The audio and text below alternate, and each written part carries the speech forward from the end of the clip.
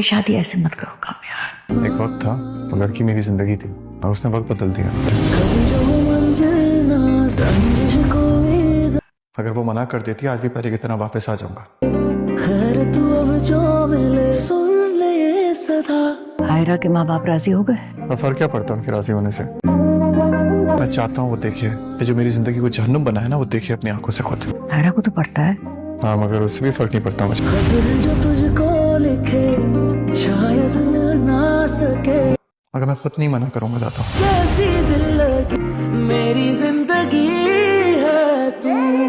कामयार ये शादी तो करने जा रहा होता है, लेकिन इस शादी से कोई भी राज़ी नहीं होता और कामयार के माँ बाप भी इस शादी पर आने के लिए राज़ी नहीं होते। और कामयार की दादी कामयार को समझाने की कोशिश भी करेगी कि ये वो आयरा के साथ और उसके घर वालों के साथ बिल्कुल भी ठीक नहीं कर रहा, लेकिन कामयार अब जिद पर अड़ चुका होता है क्योंकि वो ये बात आयरा को दिखाना चाहता है कि उसके इनकार की वजह से और जैसे ही कामयार की बारात घर वापस आई होती है, इसकी वजह से कामयार और उसकी फैमिली की बहुत ज़्यादा बदनामी भी हुई होती है और कामयार अपने आप को पहले जैसा कर चुका होता है।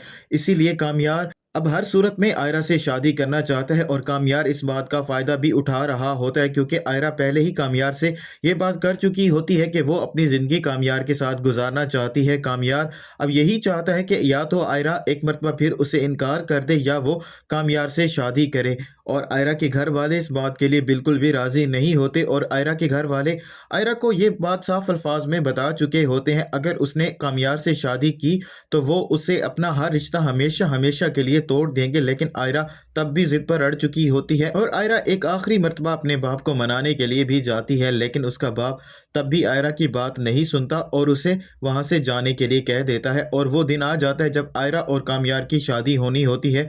आयरा बहुत ही भारी दिल के साथ तैयार हो रही होती है क्योंकि उसको ये बात मालूम है उसने हर सूरत में कामयार से शादी करनी है। और वहीं दूसरी तरफ कामयार के घर वाले भी शादी पर आने के लिए राज़ी नहीं होते और कामयार अपनी दादी को साथ लेकर आने वाला होता है।